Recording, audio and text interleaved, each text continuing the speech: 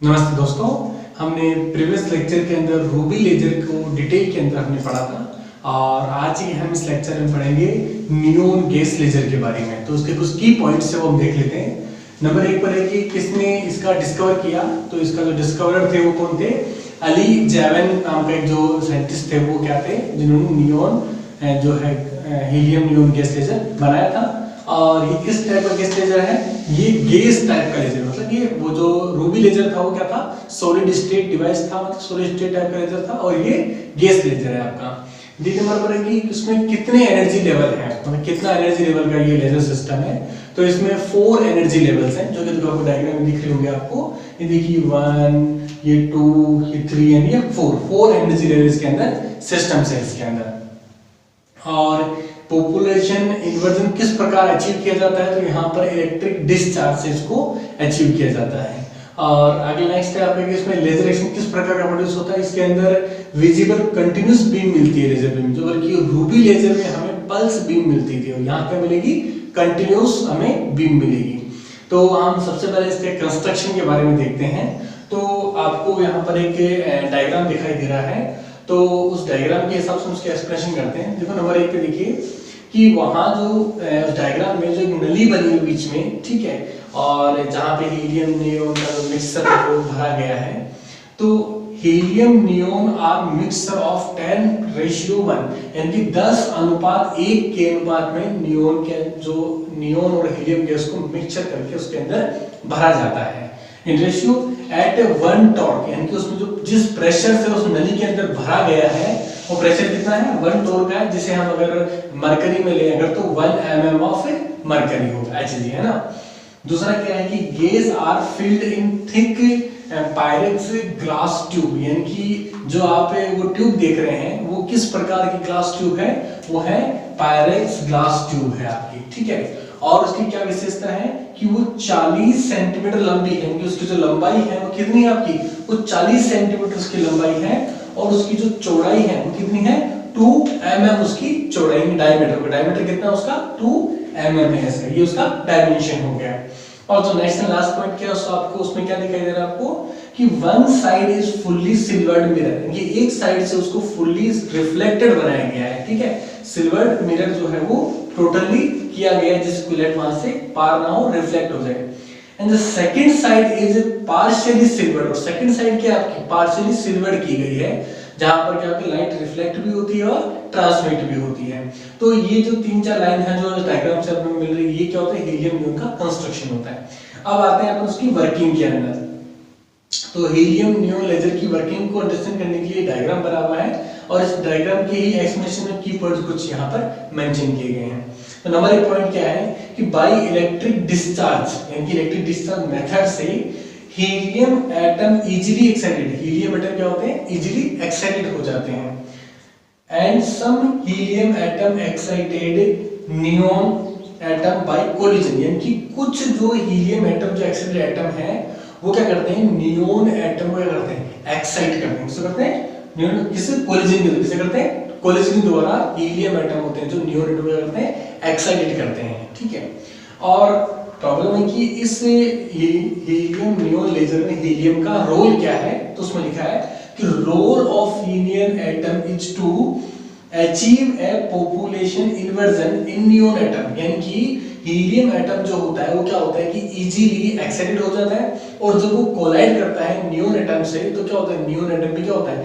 Excited हो जाता है। और उसकी एक्साइटेशन से क्या होता है? हमें पॉपुलेशन इन्वर्जन का जो है हमें वो अचीव हो, जो हमारे लिए लेजर एक्शन के लिए बहुत ही जरूरी है। तो सेकंड की पॉइंट क्या लिखा है कि neon atom has a metastable energy level E4 and E6। इस डायग्राम में देख सकते हैं कि ये जो एनर्जी लेवल्स हैं वो हीलियम के एनर्जी लेवल्स हैं और ये एनर्जी लेवल किसके हैं? नियोन के एनर्जी लेवल्स हैं आपके। तो ये कह रहा है कि neon atom has metastable energy state E4 and E6, यानी कि E4 एंड E6 जो है वो क्या है? वो मेटा स्टेट है, किसकी? नियोन एटम की मेटा स्टेट है। Very close to energy state F2 and F3 of H atom. और जो हीलियम एटम, ये जो आपका हीलियम एटम है आपका, उसके जो एनर्जी जो एक्साइटेड स्टेट है वो क्या है? वो F1 को F2 है। तो देखो इनमें क्या सिमिलरिटी आई क्यों नियोन और हीलियम का ही मिक्सर लिया गया? क्योंकि उन्होंने एक प्रॉपर्टी का स्टडी किया, वो क्या किया कि हीलियम का जो एक्साइटिंग स्टेट है और नियोन की जो मेटा स्टेट है वो दोनों क्या है, वेरी क्लोज है, एनर्जी में क्या है, वेरी क्लोज है। तो क्या होगा, हीलियम के जो एक्साइटिंग एटम है ना वो नियोन को एक्साइट करेंगे अपनी एक्साइटेशन के बराबर और उन्हें क्या अचीव होगा, उन्हें मेटा स्टेबल स्टेट है वो इजीली अचीव हो जाएगी वहां पर।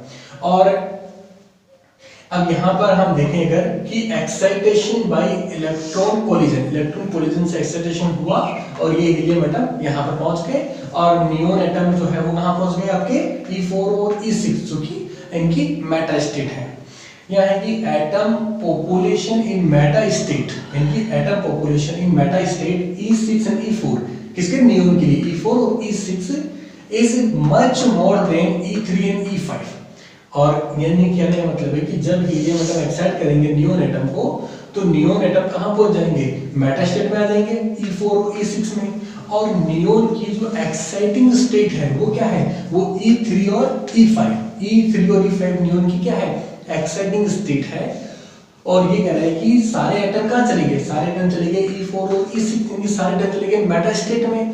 तो मेटा स्टेट में क्या होगा, इलेक्ट्रॉन जो सॉरी एटम्स की जो संख्या है वो क्या होगी, वो ज्यादा हो जाएगी एज कंपैरेटिव टू नियोन के एक्साइटिंग स्टेट के एटम से, क्योंकि नियोन को एक्साइट करने में थोड़ा ज्यादा एनर्जी चाहिए बजाय हीलियम को एक्साइट करने में। तो ये atom population in meta state E6 E4 is much more than E3 and E5 excited state so that population inversion is achieved. तो क्या होगा, यहाँ पर एटम ज्यादा हो गए और यहाँ एटम आपके कम हो गए, तो क्या होगा, मेटा स्टेट में जो है वो इलेक्ट्रॉन जो एटम है वो ज्यादा हो जाएंगे अगर, तो क्या होगा, पॉपुलेशन इन्वर्जन अचीव हो जाएगा। अब नेक्स्ट है आपका द रिमेनिंग, हाँ इससे पहले हम इस डायग्राम को थोड़ा अंडरस्टैंड करते हैं कि मेटा स्टेट में जो एटम्स हैं वो क्या करेंगे, वो डाउनवर्ड आएंगे, मतलब नीचे एक्साइटिंग स्टेट अपने बिलो वाले लेवल्स पे आएंगे। तो क्या होगा, यहां से E6 के लिए दो पॉसिबिलिटी है कि E6 जो एटम है वो या तो E5 में आए एक्साइटिंग स्टेट E5 में, या एक्साइटिंग स्टेट E3 के अंदर वो ट्रांजिट करें। तो यहां पर दूसरा है E4, इसके लिए क्या पॉसिबिलिटी है कि वो ट्रांजिट किसमें करें, E3 में ट्रांजिट करें। इस केस के अंदर E6 से अगर वो ट्रांजिट करता है E5 पे, तो ये वाला एटम देखो ये डायरेक्शन दी गई, ये क्या कह रहा है कि E6 से एटम E5 में ट्रांजिट हुआ है और वो कितनी मतलब एंगस्ट्रॉन की फ्रीक्वेंसी या फिर वेवलेंथ वो इमिट कर रहा है, कितने वेवलेंथ का फोटोन वो इमिट कर रहा है, वो लिखा है देखो 33900 एंगस्ट्रॉन। इस प्रकार की वो जो है वो फ्रीक्वेंसी या वेवलेंथ का फोटोन इमिट करता है। और यहां से E6 से E3 में आने वो कितना करता है, 6328 एंगस्ट्रॉन का वो क्या करता है, वो फोटोन इमिट करता है। और E4 से E3 में आने को कितना करता है, 11500 एंगस्ट्रॉन जो वेवलेंथ है इतना फोटोन वो इमिट करता है। तो यहाँ देखिए कि यहाँ मेटा स्टेट से इस स्टेट में या इस स्टेट में जब ट्रांजिशन होगा तो वो किस प्रकार का ट्रांजिशन होगा, वो स्टिमुलेटेड इमिशन होगा। क्या होगा, स्टिमुलेटेड इमिशन होगा। ये देखो यहाँ मैंने एरो दिया है कि तीनों से क्या होगा, स्टिमुलेटेड इमिशन होगा। और स्टिमुलेटेड इमिशन किसके लिए रिस्पांसिबल होता है, लेजर एक्शन के लिए रिस्पांसिबल होता है। अब देखिए कि इन तीनों जो आपकी ये है, तीनों में से ये वाली वेवलेंथ और ये वाली वेवलेंथ जो है वो इंफ्रारेड रीजन की वेवलेंथ है, और केवल ये वेवलेंथ है जो क्या है, केवल विजिबल रीजन की वेवलेंथ है, ये नियर टू रेड के आसपास होती है। तो यानी कि स्टिमुलेटेड इमिशन में जो हमें वेवलेंथ मिलेगी वो तीन वेवलेंथ मिलेगी, जिनमें से ये वाली वेवलेंथ और ये वाली वेवलेंथ क्या होगी, वो होगी आपकी इंफ्रारेड रीजन की, और केवल ये वाली जो वेवलेंथ होगी वो क्या होगी, विजिबल रेंज की होगी।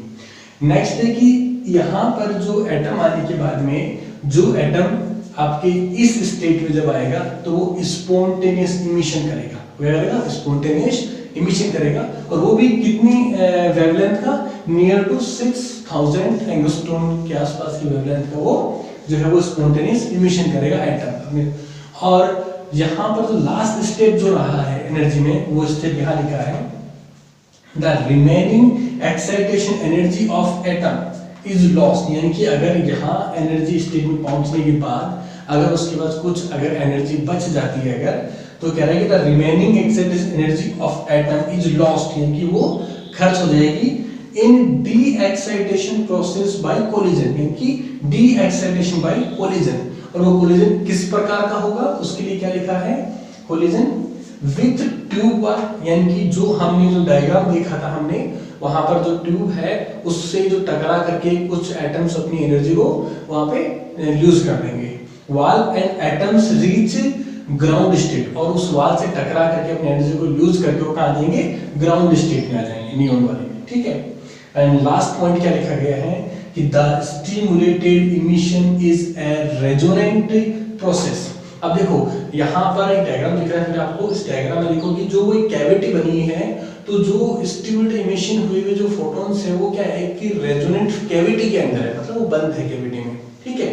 तो क्या लिखा है, the stimulated emission is a resonant process, resonant मतलब बार बार उसके अंदर वो टकराता है, उसके अंदर रिफ्लेक्ट होता है in resonant cavity and laser beam of wavelength 6328 angstrom has an extremely narrow band, यानी कि वो कहता है कि उस रेजोनेंट कैविटी में जो बीम जो बाहर निकलेगी वो कितनी होगी, 6328, यानी कि ये वाली जो वेवलेंथ होगी वो क्या लेजर एक्शन के तौर पे वहां क्या होगी, बाहर निकलेगी वहां पर, और वो हाईली नैरो बैंड होगा। नैरो बैंड का मतलब है हाईली मोनोक्रोमेटिक होगी, वो क्या होगी, हाईली मोनोक्रोमेट होगी। तो इस प्रकार हमने पूरा जो हीलियम नियोन लेजर है इसका पूरा हमने एक्सप्लेनेशन देखा। Thank you.